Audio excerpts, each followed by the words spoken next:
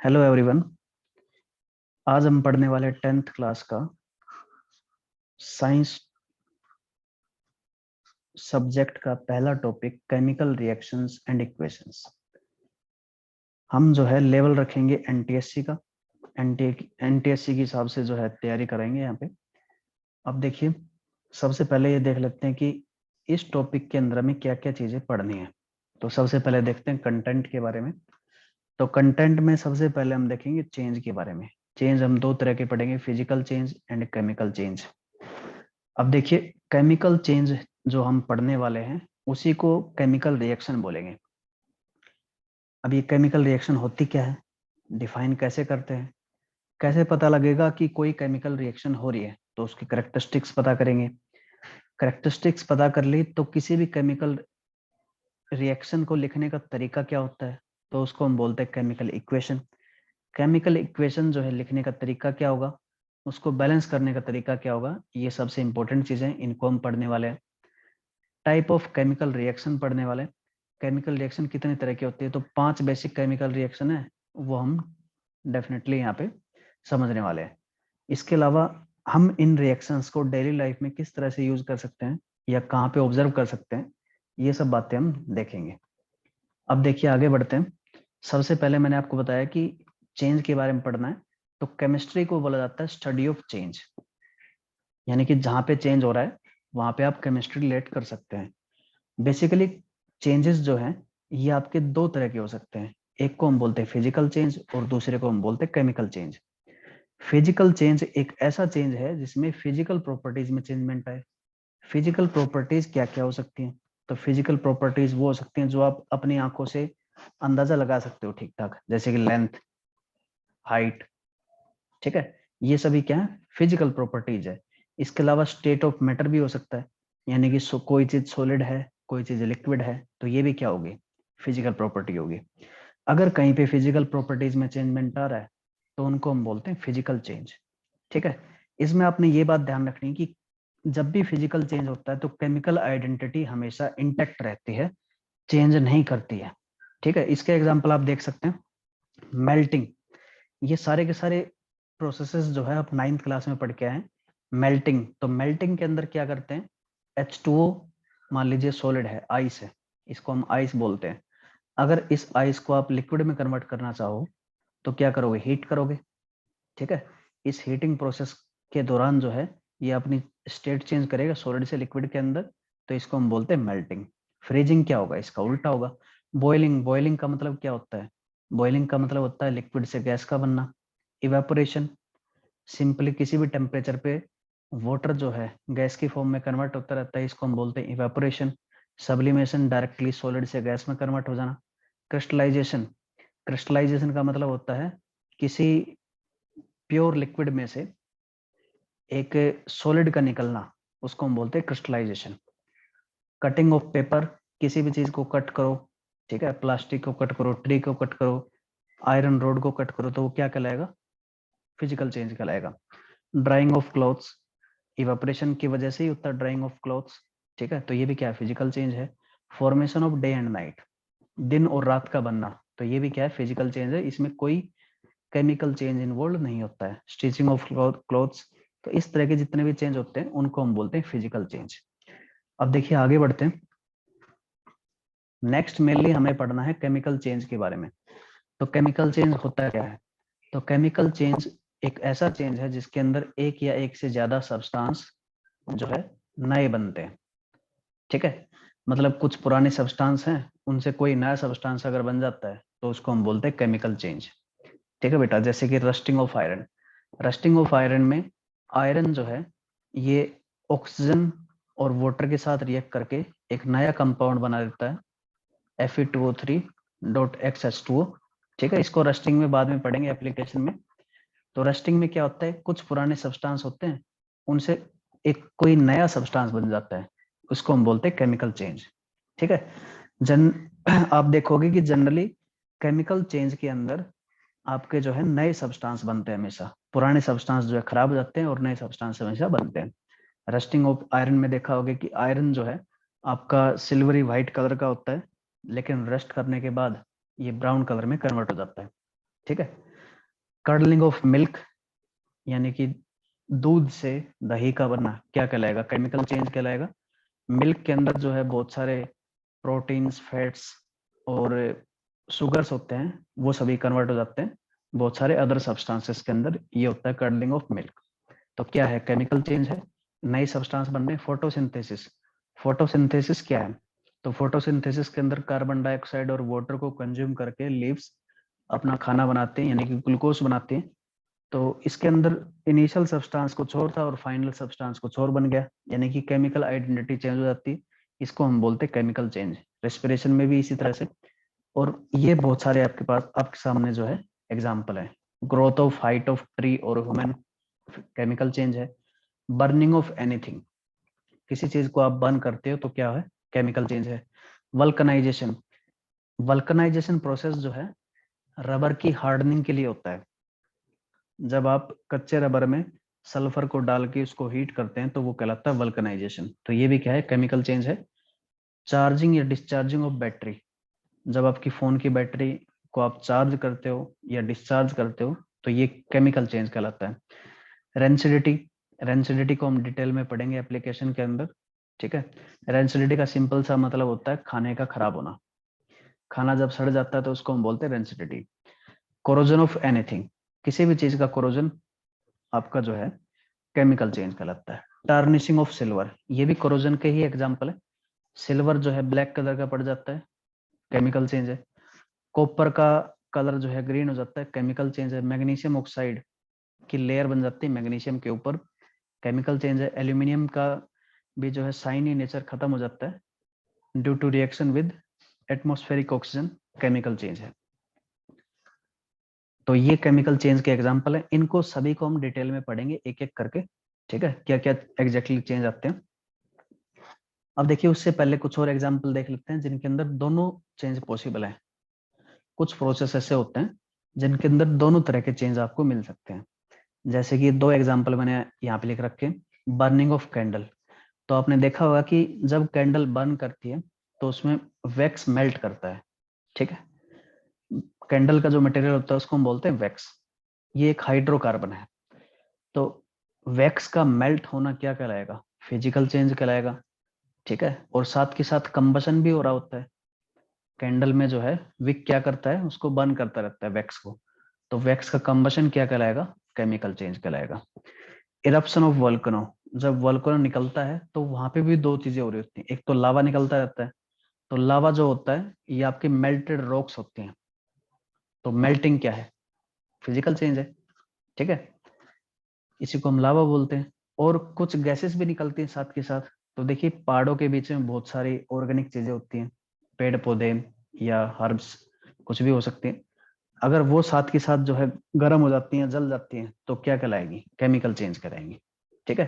तो कुल मिला के ये दो ऐसे प्रोसेस है जिनके अंदर दोनों तरह के आपको चेंज मिल सकते हैं।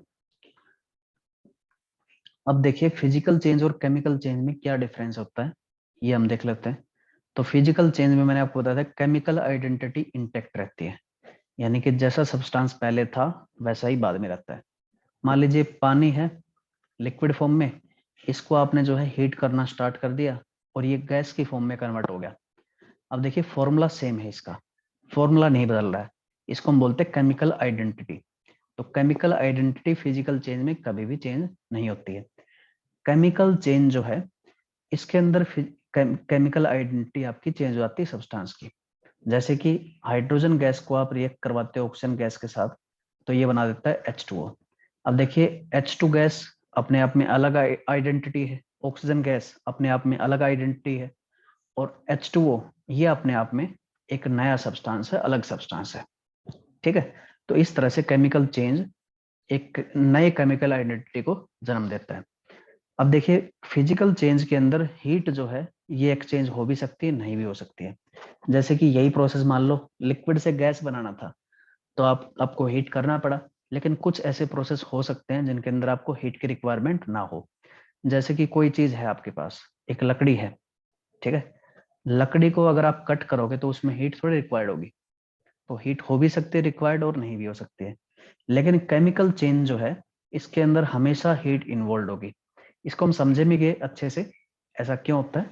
ठीक है, ये ध्यान रखना आपने कि इसमें हमेशा एनर्जी का इन्वॉल्वमेंट होगा ही होगा, या तो एनर्जी रिलीज होगी या एनर्जी कंज्यूम होगी। ठीक है, अब देखिए नेक्स्ट पॉइंट है, इट मे और मे नॉट बी रिवर्स्ड। इस प्रोसेस को हम रिवर्स कर भी सकते हैं और नहीं भी हो सकता है। जैसे कि पेड़ है भाई, अब पेड़ को आपने काट दिया यहाँ से, अब इसको उल्टा थोड़े कर सकते हैं, नहीं कर सकते हैं, लेकिन कटिंग ऑफ ट्री क्या है, एक फिजिकल चेंज है। ठीक है, और केमिकल चेंज जो है इसको हम फिजिकल मेथड से रिवर्स नहीं कर सकते हैं। यानी कि अगर आप H2O को सिंपली गर्म करो तो ये H2 और O2 के अंदर कन्वर्ट नहीं होगा।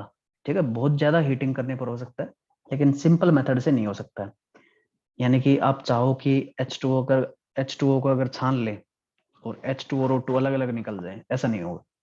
ठीक है, तो सिंपल फिजिकल मेथड का मतलब होता है सिंपल बॉइलिंग, हीटिंग, कूलिंग, छानना। ठीक है, ये सभी सिंपल प्रोसेस है, तो इनसे हम इनको अलग अलग नहीं कर सकते हैं। ठीक है, अब देखिए आगे बढ़ते हैं, केमिकल रिएक्शन क्या होती है।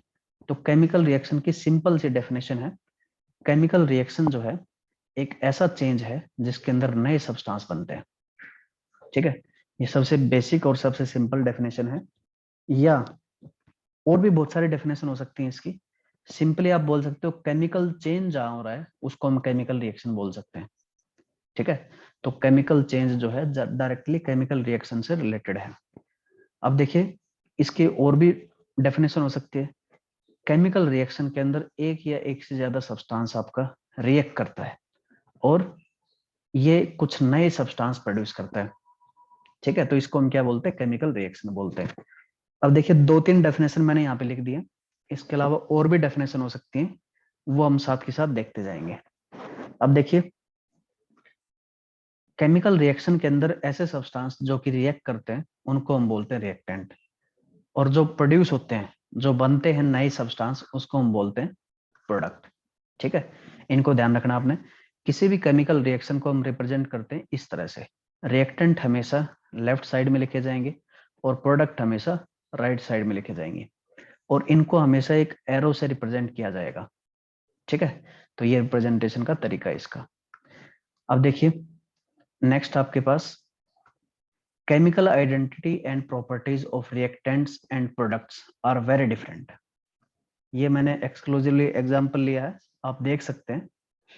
हाइड्रोजन गैस ऑक्सीजन गैस के साथ रिएक्ट करता है और वाटर बनाता है। ठीक है, अब जो रिएक्टेंट है उनकी आइडेंटिटी या उनकी प्रॉपर्टीज प्रोडक्ट से बिल्कुल अलग होती हैं, ये आपने ध्यान रखना है। कैसे होती हैं आप देख सकते हो, हाइड्रोजन गैस जो है एक फ्यूल की तरह काम करता है। आपको पता होगा कि हाइड्रोजन गैस जो है रॉकेट्स के अंदर भी यूज किया जाता है एज ए फ्यूल, तो फ्यूल है। और ऑक्सीजन किसी भी कंबसन या किसी भी बर्निंग के लिए आपको ऑक्सीजन गैस की रिक्वायरमेंट होती है, इसको हम बोलते हैं सपोर्टर ऑफ फायर। यानी कि अगर आग लगानी तो ऑक्सीजन रिक्वायर्ड होगी। ठीक है, ये बात भी ध्यान रखना कि फायर को स्टार्ट करने के लिए तीन चीजें रिक्वायर्ड होती हैं, एक तो फ्यूल, दूसरा सपोर्टर, और तीसरा इग्निशन टेम्परेचर। ठीक है, ये 8th क्लास का टॉपिक है। तो कुल मिला के ऑक्सीजन गैस जो है आग लगाने में हेल्प करता है, और हाइड्रोजन गैस भी करता है। और वाटर को देखोगे तो वाटर जो है आप जनरली इसको as a fire extinguisher use करते हैं। ठीक है, तो कितना डिफरेंस है, रिएक्टेंट आपकी आग लगाने में हेल्प करते हैं और ये आपको बुझाता है। ठीक है बेटा, तो इतना डिफरेंस होता है आपके रिएक्टेंट्स एंड प्रोडक्ट्स के अंदर। अब आगे बढ़ते हैं। अब देखिए केमिकल रिएक्शन को रिप्रेजेंट करने का तरीका जो होता है उसको हम बोलते हैं केमिकल इक्वेशन। केमिकल इक्वेशन जो है हम दो तरह से लिख सकते हैं, एक तरीका है वर्ड फॉर्म और दूसरा तरीका सिंबलिक फॉर्म। वर्ड फॉर्म का मतलब है जो भी आपके रिएक्टेंट और प्रोडक्ट हैं उनका पूरा नाम आप लिखो। जैसे कि हाइड्रोजन गैस पूरा लिख दिया आपने, ऑक्सीजन गैस पूरा लिख दिया, वाटर पूरा लिख दिया। तो ये क्या है, वर्ड फॉर्म है, पूरे के पूरे वर्ड की फॉर्म में आप जो है कंपाउंड्स के नाम यहाँ पे लिखने वाले हैं। ठीक है, ये एक दूसरा एग्जाम्पल भी है। अब देखिए ये जो तरीका है ये थोड़ा सा ओल्ड फैशन है, इसमें आपको जो है काफी टाइम लगता है। ठीक है, काफी सारे नाम याद रखने पड़ते हैं। इससे आसान तरीका सिंबॉलिक फॉर्म। अब सिंबॉलिक फॉर्म में जो है हम एलिमेंट्स के सिंबल यूज करते हैं। ठीक है। तो एलिमेंट्स के सिंबल आपको याद होने चाहिए, उसी से आप जो है सिंबॉलिक फॉर्म हमेशा लिख सकते हैं। सिंबॉलिक फॉर्म में हमेशा आप जो है एक कंपाउंड का एक प्रॉपर सिंबल होता है, उसी से आप रिप्रेजेंट करते हो। ठीक है। जैसे कि जो हमने पीछे दो रिएक्शन लिखी थी, हाइड्रोजन गैस, तो हाइड्रोजन गैस का मतलब होता है H2। H2 आपने लिखा प्लस O2। ये हाफ क्या है, ये बैलेंसिंग के बाद आता है, मैं समझाऊंगा बैलेंसिंग में। O2 ऑक्सीजन गैस और H2 वाटर। तो इस तरह से रिप्रेजेंट करना आसान होता है, लिखना भी कम है। ठीक है, और समझना भी आसान है। तो ये तरीका मोस्टली यूज करने वाले हैं, पहले वाला तरीका यूज नहीं करेंगे। ठीक है। नेक्स्ट आपका magnesium reacting with oxygen gas to produce magnesium oxide. तो इस तरह से आप लिखेंगे सिंबल्स की फॉर्म में। अब आगे बढ़ते हैं, essentials of chemical equation. Chemical equation लिखने के लिए क्या क्या बातें आपको ध्यान रखनी है। तो सबसे पहली बात है इसके अंदर, इट मस्ट रिप्रेजेंट एक ट्रू केमिकल चेंज, यानी कि जो आप लिख रहे हो वो एक्चुअल में होना भी चाहिए। ठीक है, ऐसा नहीं कि ये चेंज हो नहीं रहा लेकिन फिर भी आप लिख रहे हैं। जैसे कि मैं आपको बताऊं, platinum plus HCl giving PtCl4 plus H2। अब देखिए ये रिएक्शन होती नहीं है, ये रिएक्शन नहीं हो रही, इसका मतलब ये एक केमिकल इक्वेशन नहीं है, इसको आप केमिकल इक्वेशन नहीं बोल सकते हो। ठीक है, यानी कि जो चेंज हो रहा है केवल उसी को आप केमिकल इक्वेशन बोल सकते हैं, बाकी को नहीं बोल सकते हैं। नेक्स्ट पॉइंट आपके पास, all the reactants and products of the chemical reaction must be in the form of their representative chemical formula और सिंबल। यानी कि हर एक चीज का आपके पास एक प्रॉपर केमिकल सिंबल होता है, उसी से आप रिप्रेजेंट करेंगे। जैसे कि फॉर एग्जांपल मैं आपको बताऊं, ऑक्सीजन गैस को लिखने का तरीका क्या हो सकता है। ऑप्शन हो सकते हैं आपके पास O2, O3, O। ठीक है, ये तीन तरीके हो सकते हैं, लेकिन यहाँ पे एक ही तरीका बिल्कुल ठीक है, O2। O3 कुछ और चीज होती है और O अपने आप में कुछ और चीज है। ठीक है, तो जब भी ऑक्सीजन गैस लिखा जाए तो वहां पे समझना O2। तो ये प्रॉपर केमिकल फॉर्मूला है जो कि आपने याद रखना है, और वही आपने लिखना हमेशा। नेक्स्ट पॉइंट है, total number of atoms of all elements must be same on both side. ये कुल मिला के बैलेंसिंग की बात कर रहे हैं, यानी कि जितने रिएक्टेंट साइड में एटम आपके पास, उतने ही एलिमेंट आपके प्रोडक्ट साइड में होने चाहिए। ठीक है, और जो भी रिएक्शन आप लिख रहे हैं वो हमेशा मोलिकुलर फॉर्म में होनी चाहिए। ठीक है, जैसे कि हाइड्रोजन गैस ऑक्सीजन गैस आपने लिखा गिविंग H2, तो हाइड्रोजन आपके पास मोलिकुलर फॉर्म में और O2 भी मोलिकुलर फॉर्म में है। ऐसा नहीं कि हाइड्रोजन गैस आपने H लिख दिया, H से काम नहीं चलेगा। हाइड्रोजन गैस जो है अपने आप में एक फॉर्मूला है, उसको आप रिप्रेजेंट करोगे हमेशा H2 से। तो इतनी बातें आपने ध्यान रखनी। नेक्स्ट देखिए, मेन बात हम करेंगे बैलेंसिंग के बारे में। तो बैलेंसिंग किस तरह से की जाती है, ठीक है, वो हम देखने वाले हैं। तो बैलेंसिंग का सबसे पहले बेसिस क्या है, तो बेसिस आपका mass conservation principle. Mass conservation principle simply होता है, mass of the reactants reacted will always be equal to mass of the products produced. यानी कि जितना आपने रिएक्टेंट में मास डाला था उतना ही आपको प्रोडक्ट में मिलने वाला है। ठीक है, यानी कि मास का लॉस कभी भी नहीं होगा। इसको बोलने का एक और तरीका हो सकता है, मास can neither be created, mass can neither be created nor be destroyed. हम ये भी बोल सकते हैं इसको। ठीक है, यानी कि मास ना तो आप बना सकते हो और ना खराब कर सकते हो, डिस्ट्रॉय कर सकते हो। ये बोलता है मास कंजर्वेशन प्रिंसिपल। अब देखिए इसको थोड़ा सा और अप्लाई, अच्छे से अप्लाई करने के लिए हम समझते हैं POAC। POAC का मतलब होता है principle of atom conservation. Principle of atom conservation का मतलब है कि जितने आपके number of atom reactant side में होंगे उतने ही आपके number of atom product side में मिलने वाले हैं। ठीक है, अब मास कंजर्वेशन प्रिंसिपल और इसका क्या रिलेशन है, तो देखिए अगर आपके एटम जितने रिएक्टेंट साइड में है उतने ही प्रोडक्ट साइड में होंगे तो डेफिनेटली उनका मास भी उतना ही होगा। मान लीजिए रिएक्टेंट साइड में X एटम थे और प्रोडक्ट साइड में भी X एटम थे, तो X का जितना मास होगा उतना ही X का होगा। इस तरह से आप समझ सकते हैं। ठीक है, इसका एक एग्जाम्पल भी बताएंगे आपको। तो इतनी बातें आपने ध्यान रखनी। अब देखिए बैलेंसिंग करने के तरीके क्या क्या हो सकते हैं। तो बैलेंसिंग के तीन मेथड यहाँ पे हम पढ़ने वाले हैं। पहला मेथड है हिट एंड ट्रायल मेथड, दूसरा तरीका ऑक्सीडेशन नंबर मेथड, और तीसरा तरीका आयन इलेक्ट्रॉन मेथड। इन ये जो बाकी दो बच गए आपके, मतलब पहले को छोड़ के बाकी जो 2 बच गए आपके, इनको हम पढ़ेंगे रेडॉक्स रिएक्शन पढ़ने के बाद, ठीक है, क्योंकि रेडॉक्स रिएक्शन से डायरेक्टली रिलेटेड है। सबसे पहले पढ़ते हैं हिट एंड ट्रायल मेथड। तो हिट एंड ट्रायल मेथड क्या बोलता है ये हम देखेंगे। अभी देखिए, मास कंजर्वेशन प्रिंसिपल जो पढ़ा है हमने, उसकी कुछ लिमिटेशन भी है, ठीक है, और ये पहले पूछ ली गई है एनटीएससी के अंदर।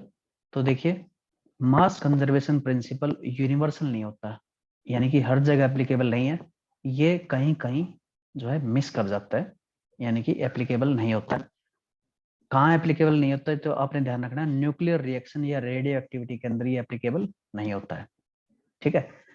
न्यूक्लियर रिएक्शन या रेडियो एक्टिविटी के अंदर क्या होता है कि कुछ मास जो है एनर्जी के अंदर कन्वर्ट हो जाता है according to this equation, E equal to mc², ठीक है। कुछ मास जो है आपका गायब हो जाता है रिएक्टेंट से और प्रोडक्ट में फाइनली नहीं पहुंच पाता। तो देखिए, कुल मिला के मास कंजर्वेशन हर जगह फॉलो नहीं होता है। तो जब मास कंजर्वेशन प्रिंसिपल फॉलो नहीं होता तो क्या फॉलो होता है, तो आपको हमेशा ध्यान रखना, एनर्जी कंजर्वेशन प्रिंसिपल हमेशा फॉलो होता है। एनर्जी कंजर्वेशन प्रिंसिपल क्या बोलता है, एनर्जी कंजर्वेशन प्रिंसिपल बोलता है कि energy can neither be created, energy can neither be created nor be destroyed, neither be created nor be destroyed, it can be converted, it can be converted from one form to another, यानी कि एक form से दूसरी form में आप convert कर सकते हो, लेकिन इसको बर्बाद नहीं कर सकते हो, ना बना सकते हो, ठीक है।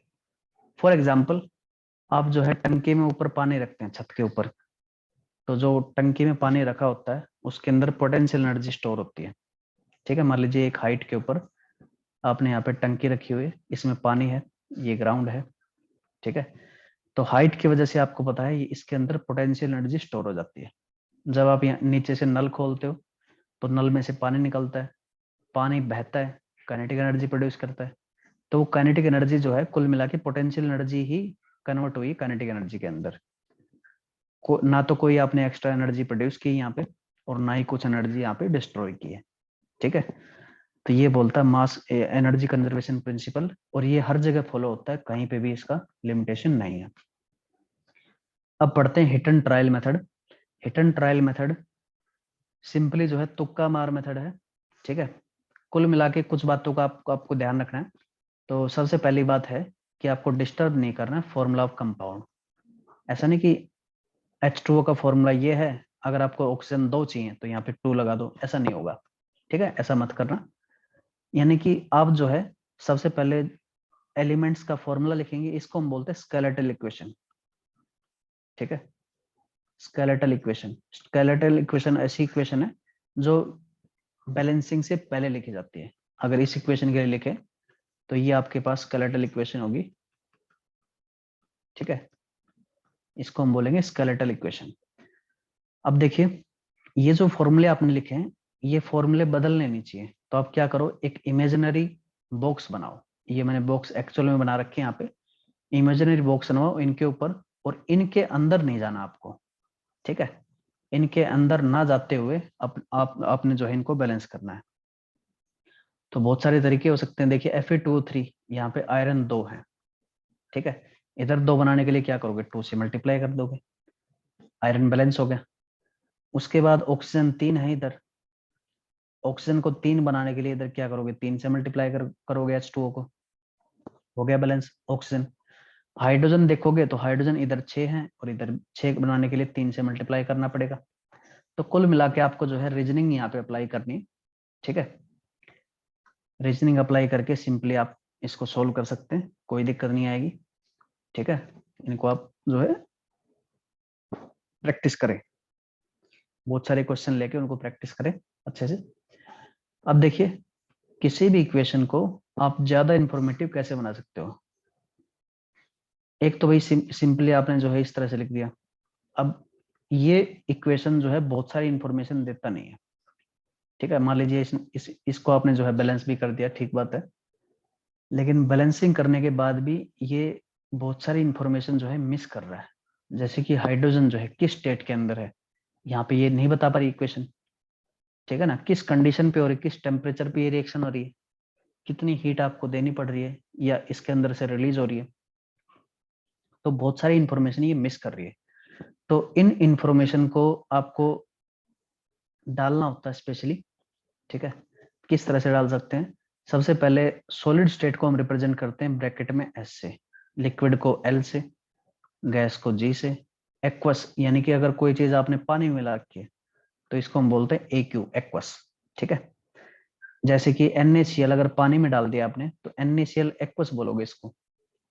कोई चीज मोल्टन है, मोल्टन सब्सटेंस का मतलब होता है ऐसी चीज कोई जो नॉर्मल टेम्परेचर पे सॉलिड है, लेकिन आपने क्या किया, उसको जबरदस्ती हीट करके उसको जो है लिक्विड में कन्वर्ट कर दिया।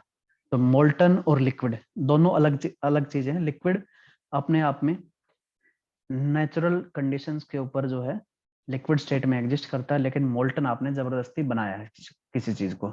मान लीजिए आयरन है, ठीक है, वैसे आयरन जो है रूम टेम्परेचर के ऊपर सॉलिड होता है, अगर आप उसको हीट करके लिक्विड बना देते हैं तो उसको हम बोलते हैं मोल्टन। इतनी बातें आपने ध्यान रखनी है, ठीक है। इसके अलावा जो है आप किसी भी रिएक्शन के अंदर कैटलिस्ट, पॉइजन, प्रमोटर ये भी ऐड कर सकते हैं। ये क्या होता है नेक्स्ट स्लाइड में देखेंगे।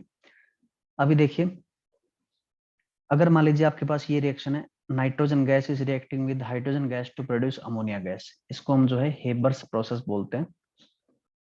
ये काफी प्रोनाउंस्ड प्रोसेस है, काफी सारा यूज किया जाता है इसका, ठीक है। अमोनिया गैस फर्दर यूरिया के प्रोडक्शन में यूज की जाती है, और यूरिया आपको पता है खेती के लिए कितना इंपॉर्टेंट है। तो कुल मिला के ये रिएक्शन काफी इंपॉर्टेंट है। अब देखिए, इसको ज्यादा इंफॉर्मेटिव बना दिया गैस ऐड करके हमने, ठीक है, बैलेंस पहले ही कर लिया था इसको। इसके अलावा आयरन कैटलिस्ट यूज करते हैं, तो आयरन हमने लिख दिया। जनरली कैटलिस्ट, पॉइजन और प्रमोटर ये हमेशा एरो के ऊपर या नीचे लिखे जाते हैं, ठीक है। एरो के अप या डाउन के ऊपर जो है आप इनको लिखते हैं, इतना आपने ध्यान रखना है। अब देखिए, इसके अलावा अगर आप हीट एक्सचेंज को भी बता देते हो तो वो भी अच्छा रहता है। यहाँ पे प्रोडक्ट साइड में एनर्जी का मतलब क्या है, इसने एनर्जी रिलीज की रिएक्शन है, ठीक है। तो इतना बातें आपने ध्यान रखनी है। अब देखिए कैटलिस्ट क्या होता है, थोड़ा सा रफ आइडिया देख लेते हैं। सबसे पहले एक प्रोसेस होता है कैटालिसिस। ये प्रोसेस जो है अल्टर करने के लिए होता है रेट ऑफ केमिकल रिएक्शन। अब रेट क्या है, रेट का सिंपल सा मतलब है कि कोई रिएक्शन मान लीजिए 5 मिनट में हो रही थी, ठीक है, तो आपने क्या किया, कोई ऐसी चीज ऐड की जो उसके अंदर रिएक्ट नहीं करेगी, ठीक है, लेकिन उसके रेट को अल्टर कर देगी, यानी कि उसको या तो 5 मिनट से कम में करवा देगी या 5 मिनट से ज्यादा में करवा देगी। इस तरह के सब्सटेंस को हम बोलते हैं कैटलिस्ट, और इस प्रोसेस को हम बोलते हैं कैटालिसिस, ठीक है। तो जो रेट ऑफ रिएक्शन को अल्टर करे वो कहलाता है कैटलिस्ट। कैटलिस्ट अपने आप में रिएक्शन के अंदर कंज्यूम नहीं होता है, ये आपने ध्यान रखना है। यानी कि मान लीजिए किसी रिएक्शन के अंदर आपने 1 ग्राम कैटलिस्ट डाला, तो फाइनली रिएक्शन पूरी होने के बाद आपको कैटलिस्ट उतना ही मिल जाएगा जितना आपने डाला था। जैसे कि पिछली रिएक्शन में आप देख सकते हो, हेबर्स प्रोसेस में जो हमने आयरन कैटलिस्ट डाला था, तो आयरन मान लीजिए हमने 10 ग्राम डाल दिया, तो फाइनली प्रोडक्ट बनने के बाद भी आयरन जो है 10 ही ग्राम रहेगा, ये कंज्यूम नहीं होता है, ठीक है। इतनी बात आपने ध्यान रखनी है। और जनरली जो है कैटलिस्ट की अमाउंट काफी कम होती है, मतलब माइन्यूट होती है। मान लीजिए 100 किलो की कोई चीज आप जो है मिक्स कर रहे हैं, तो उसके अंदर मान लो कुछ ग्राम्स के अंदर आप जो है कैटलिस्ट को ऐड करते हैं, ठीक है। कैटलिस्ट काम किस तरह से करता है ये सब हायर स्टडीज में आप पढ़ लेंगे, ठीक है, 11th क्लास में मोस्ट प्रोबेबली। अब देखिए कैटलिस्ट की जो एक्टिविटी को प्रमोट करे, यानी कि उसकी एफिशिएंसी को बढ़ाए, उसको हम बोलते हैं कैटालिटिकल प्रमोटर। जो कि आपने देखा हेबर्स प्रोसेस के अंदर मोलिबेडनम एज ए प्रमोटर यहाँ पे एक्ट कर रहा था। एक कहलाता है कैटालिटिकल पॉइजन। पॉइजन वो होता है जब इसकी एफिशिएंसी को कम करे, ठीक है। तो ये दो चीजें आपने ध्यान रखनी है। अब देखिए कैटालिसिस के एग्जाम्पल क्या है, तो एक एग्जाम्पल तो मैंने आपको बता ही दिया, हेबर्स प्रोसेस। और भी बहुत सारे एग्जाम्पल आप देख सकते हैं, जैसे कि फोटोसिंथेसिस। फोटोसिंथेसिस के अंदर क्या होता है, फोटोसिंथेसिस में H2O जड़ से लेता है, ठीक है, और CO2 एटमॉस्फेयर से लेता है पेड़, और ये जो है सनलाइट की प्रेजेंस में होता है, सनलाइट की प्रेजेंस में होता है, यानी कि सनलाइट को कंज्यूम करता है, सनलाइट को ये कंज्यूम करता है, ठीक है। और सनलाइट की प्रेजेंस में यहाँ पे आपने देखा होगा क्लोरोफिल को यूज करते हुए, यहाँ पे क्लोरोफिल क्या है, क्लोरोफिल यहाँ पे एक कैटलिस्ट की तरह एक्ट करता है और ये बनाता है ग्लूकोज और साथ में ऑक्सीजन। तो फोटोसिंथेसिस भी क्या है, एक कैटलिस्ट का एग्जाम्पल है, ठीक है। इसके अलावा जो रेस्पिरेशन होता है, यानी कि हम कोई खाना खाते हैं उससे एनर्जी कैसे प्रोड्यूस होती है, उसको हम बोलते हैं रेस्पिरेशन और डाइजेशन ऑफ फूड। तो उसके अंदर हम क्या करते हैं, मोस्टली कोई भी चीज होती है उसको हम ग्लूकोज के अंदर कन्वर्ट कर लेते हैं, कोई भी कार्बोहाइड्रेट है उसको हम ग्लूकोज के अंदर कन्वर्ट कर लेते हैं, और ये ग्लूकोज जो है ऑक्सीजन की प्रेजेंस में रिएक्ट करके बनाता है कार्बन डाइऑक्साइड प्लस H2O, और बहुत सारी एनर्जी यहाँ पे प्रोड्यूस करता है। अब देखिए ये रिएक्शन इतनी जबरदस्त एनर्जी प्रोड्यूस करता है कि अगर एकदम से सारी की सारी एनर्जी निकल जाए तो हमारे शरीर को बहुत सारा नुकसान हो सकता है। तो इसी वजह से बहुत सारे बायोलॉजिकल कैटलिस्ट यहाँ पे यूज किए जाते हैं जिनको हम बोलते हैं एंजाइम, ठीक है। ये बायोलॉजी का पार्ट है, इसको वहां पे पढ़ लेंगे आप बायोलॉजी के अंदर। तो एंजाइम क्या होते हैं, एंजाइम आपके होते हैं बायोलॉजिकल कैटलिस्ट्स, ठीक है। तो ये एग्जाम्पल हो सकते हैं आपके। इसके अलावा C2H2 मान लीजिए एसिटाइलिन गैस होती है,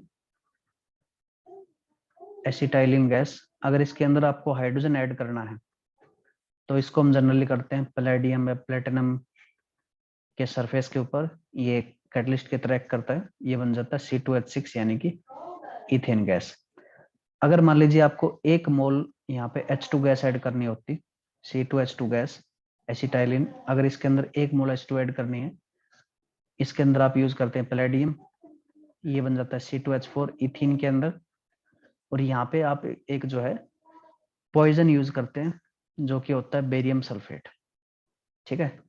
तो ये भी रिएक्शन हम पढ़ेंगे, ये रिएक्शन ऑर्गेनिक केमिस्ट्री के अंदर पढ़ी जाती है, जो कि आपका लास्ट टॉपिक है कार्बन एंड कंपाउंड, तो वहां पे इनको दोबारा डिस्कस करेंगे। अभी के लिए इतना ही पढ़ते हैं। अब देखिए नेक्स्ट है characteristics of a chemical reaction, यानी कि आपको पता कैसे लगेगा कोई केमिकल रिएक्शन हो रही है। तो देखिए सबसे पहले ऑब्जर्वेशन ये हो सकती है कि स्टेट में चेंज हो रहा हो, जैसे कि 2 गैस आपके रिएक्ट करके एक लिक्विड बना रहे हैं, तो हो सकता है ये एक केमिकल चेंज हो, ठीक है। हो सकता है बोल रहा हूँ क्योंकि ऐसे चेंजेस जो है सिंपल चेंजेस फिजिकल चेंज के अंदर भी हो सकते हैं, तो एक पॉसिबिलिटी है, हमेशा ऐसा नहीं होता है। नेक्स्ट आपकी पॉसिबिलिटी है कि मान लीजिए लेड एसीटेट है, पोटासियम आयोडाइड के साथ रिएक्ट कर रहा है और लेड आयोडाइड बना रहा है, ये येलो कलर का प्रेसिपिटेट बन जाता है और साथ में पोटासियम एसीटेट बनता है, ये भी एक स्टेट का चेंज है। 2 एक्वस सब्सटेंस थे आपके पास, उससे एक सॉलिड सब्सटेंस बना रहे हो, ठीक है, तो ये क्या हो गया, स्टेट का चेंज हो गया। इसके अलावा कलर का भी चेंज हो सकता है, मान लीजिए कॉपर सल्फेट का सॉल्यूशन है, ब्लू कलर का सॉल्यूशन होता है, उसके अंदर आप आयरन की चीज कोई डालते हैं, आयरन नेल या मान लीजिए कोई भी चीज है, अगर इसको आप डालते ही रिएक्ट करने लग जाता है, वहां पे आपको ब्राउन कलर का कॉपर डिपॉजिट मिलेगा और साथ के साथ आयरन सल्फेट का सॉल्यूशन आपको मिलता है, ठीक है, और ये ग्रीन कलर का सॉल्यूशन बनता है आपका। तो इस तरह से आप समझ सकते हैं, इनको हम डिटेल में डिस्कस करेंगे टाइप ऑफ रिएक्शन के अंदर, अभी केवल एग्जांपल के तौर पे लिखते हैं। नेक्स्ट है आपके पास फॉर्मेशन ऑफ प्रेसिपिटेट, कहीं पे अगर कोई प्रेसिपिटेट बन रहा है, प्रेसिपिटेट का मतलब होता है आप दो क्लियर सब्सटेंस से या सॉल्यूशन से आप एक सॉलिड क्रिएट कर दें, जैसे कि K2SO4 है, अब K2SO4 जो है पानी के अंदर सोल्यूबल होता है, बिल्कुल क्लियर सॉल्यूशन बनेगा। BaCl2 इसी तरह से पानी के अंदर सोल्यूबल क्लियर सॉल्यूशन, ये 2 क्लियर सॉल्यूशन थे, अगर इनको आप ऐड करते हो तो यहाँ पे एक व्हाइट प्रेसिपिटेट बनता है जो कि होता है बेरियम सल्फेट की वजह से, और KCl जो है ये आपका एक्वस फॉर्म में रह जाता है, यानी कि सोल्यूबल होता है। तो इसको हम पढ़ेंगे डबल डिस्प्लेसमेंट रिएक्शन में, ठीक है, डिटेल में पढ़ेंगे, अभी केवल एग्जांपल लिख रहे हैं। नेक्स्ट आपका इवोल्यूशन ऑफ गैस, गैस भी निकल सकते हैं कहीं से, जैसे कि मान लीजिए जिंक जो है, अगर इसके अंदर आप HCl डालते हैं तो जिंक क्लोराइड बनता है और हाइड्रोजन गैस यहाँ पे प्रोड्यूस होती है। अब देखिए नेक्स्ट आपके पास कैरेक्टरिस्टिक्स हो सकती है हीट एक्सचेंज की, यानी कि हीट जो है कंज्यूम भी हो सकती है और रिलीज भी हो सकती है, दोनों पॉसिबिलिटी है। तो किसी भी केमिकल रिएक्शन के अंदर हमेशा हीट का इन्वॉल्वमेंट रहता ही रहता है, ठीक है। It is always accompanied by heat exchange, यानी कि कुछ ना कुछ आदान प्रदान होगा ही होगा। अगर कोई किसी रिएक्शन के अंदर ओवरऑल हीट रिलीज होती है तो उसको हम बोलते हैं एक्सोथर्मिक रिएक्शन, यानी कि अगर किसी रिएक्शन के अंदर आपको प्रोडक्ट साइड में एनर्जी लिखा हुआ मिले तो वो होती है एक्सोथर्मिक रिएक्शन, ठीक है। अगर कहीं पे आपको हीट एक्सचेंज कुल मिला के कंज्यूम्ड मिले तो उसको हम बोलते हैं एंडोथर्मिक रिएक्शन। अगर किसी रिएक्शन के अंदर मान लीजिए A+B और यहाँ पे एनर्जी लिखा हुआ है और C+D, तो इसका मतलब क्या होता है, ये रिएक्शन आपकी एंडोथर्मिक रिएक्शन है। अगर इसका उल्टा होता है, मान लीजिए प्रोडक्ट साइड में आपकी एनर्जी लिखी होती है, इसका मतलब होता है एक्सोथर्मिक रिएक्शन, ठीक है। इनको आप जो है दूसरे तरीके से भी बना सकते हैं। अगर नेगेटिव आपको प्रोडक्ट साइड में मिलता है नेगेटिव एनर्जी तो वो क्या कहलाएगा, एंडोथर्मिक, ठीक है। और अगर मान लीजिए वही बात है कि अगर A=B है, अगर B को उधर लेके जाओगे क्या होगा, नेगेटिव साइन के साथ आ जाएगा। अगर मान लीजिए यहाँ पे एनर्जी लिखा हुआ है, अगर एनर्जी को इधर जाके नेगेटिव साइन में लेके आ जाओ, यानी कि A+B minus energy will giving C+D। अब ये नेगेटिव एनर्जी का मतलब क्या है, ये डेफिनेटली प्रोडक्ट साइड में पॉजिटिव में रहा होगा, इसका मतलब ये एक्सोथर्मिक रिएक्शन ही कहलाएगा। इसी तरह से इसमें आप देख सकते हैं, अगर A+B giving C+D minus energy ये लिखा हुआ है तो इसका मतलब डेफिनेटली ये एंडोथर्मिक रिएक्शन ही कहलाने वाला है, ठीक है। अब देखिए किसी भी केमिकल रिएक्शन के अंदर पुराने बॉन्ड हमेशा ब्रेक होते हैं और नए बॉन्ड हमेशा बनते हैं, ठीक है। मान लीजिए रिएक्टेंट थे आपके, तो जितने भी रिएक्टेंट हैं उनके जो पुराने बॉन्ड हैं वो ब्रेक होते हैं, ठीक है। तो बॉन्ड ब्रेक हुए और मान लीजिए बॉन्ड ब्रेक की होके क्या बनेंगे, एटम्स बनेंगे बहुत सारे। ये एटम्स क्या करते हैं, अपने आप को रीअरेंज करते हैं, ठीक है। रीअरेंज करके नई सब्सटेंस बनाते हैं जिनको हम बोलते हैं प्रोडक्ट। तो इस तरह से भी किसी भी केमिकल रिएक्शन को आप डिफाइन कर सकते हैं। तो केमिकल रिएक्शन क्या हो सकता है, chemical reaction is a change in which old bonds are broken and atoms rearranged to make new bonds. This is also called chemical reaction, ठीक है। अब ये भी आपको ध्यान रखनी है कि जब भी बॉन्ड ब्रेक होते हैं तो यहाँ पे एनर्जी हमेशा कंज्यूम होती है, और जब भी आपके बॉन्ड जो है बनते हैं तो वहां पे हमेशा रिलीज होती है, ठीक है। जब भी बॉन्ड आप जो है बॉन्ड को तोड़ोगे तो वहां पे एनर्जी हमेशा रिक्वायर्ड होगी, और जब भी आप बॉन्ड को बनाओगे या कहीं पे बनेगा तो वहां पे हमेशा एनर्जी रिलीज होगी। इसका मतलब आप डायरेक्टली बोल सकते हो कि अगर कहीं पे बॉन्ड फॉर्मेशन हो रहा है तो bond formation is exothermic process and bond breaking आप बोल सकते हो bond breaking is endothermic process, इतना आप बोल सकते हैं, ठीक है। अब देखिए इसको इस तरह से भी समझ सकते हैं, ये रिएक्शन आपकी। अब देखिए रिएक्टेंट के बॉन्ड ब्रेक होते हैं तो एनर्जी रिक्वायर होती है, और प्रोडक्ट के बॉन्ड बनते हैं इसलिए एनर्जी रिलीज होती है। अब देखिए ऐसे एक पॉसिबिलिटी मान के चल लेते हैं कि अगर एनर्जी रिक्वायर्ड जो है ज्यादा है, ये अमाउंट मान के चलो आप, ठीक है। मान लीजिए एनर्जी रिक्वायर्ड जो है ये 100 जूल थी, ठीक है, एग्जाम्पल के तौर पे मान के चल रहे, और एनर्जी रिलीज हुई 50 जूल। तो आप क्या करो, energy required minus energy released, तो ये क्या आ जाएगा, पॉजिटिव आ जाएगा। जब भी ये सम आपका पॉजिटिव आता है तो इसको हम बोलते हैं एंडोथर्मिक रिएक्शन, ठीक है। इतना ध्यान रखना आपने। अब अगर इसका उल्टा हो जाए, मान लीजिए एनर्जी रिक्वायर्ड कम थी, मान लीजिए 20 जूल एनर्जी रिक्वायर्ड थी और 30 जूल आपका रिलीज हो गया। अब क्या करो, 20 में से 30 माइनस कर दो तो टोटल कितना हो जाएगा, -10 जूल। अगर कहीं पे आपको नेगेटिव साइन के साथ एनर्जी मिलती है, ठीक है, तो इसका मतलब है वो होगी आपकी एक्सोथर्मिक रिएक्शन, ठीक है, ये पॉजिटिव और नेगेटिव साइन को कब देखेंगे आप, ये ध्यान रखना जब आपकी रिएक्शन जो है इस तरह से लिखी हो और अलग से बताया हो कि energy is minus of this, minus of x लिख रहा हूं, और मान लीजिए प्लस ऑफ वाई। तो अगर माइनस के साथ में एनर्जी है तो वहां पे आप समझ जाना कि ये एक्सोथर्मिक रिएक्शन है, और प्लस के साथ में अगर है तो ये एंडोथर्मिक रिएक्शन होगी। अगर अलग से लिखा हो तो ही करना ऐसा, ठीक है, वरना इससे पहले वाला कंसेप्ट बिल्कुल ठीक था। तो दोनों बातें आपको पता होनी चाहिए। तो इतना कर लेते हैं हम आज के लिए, बाकी करेंगे नेक्स्ट क्लास में। Thank you all. अगर आपको ये वीडियो अच्छी लगी हो तो सब्सक्राइब जरूर करें, लाइक करें, और अगर कोई कमी लगी हो तो जरूर बताएं मुझे। Thank you all.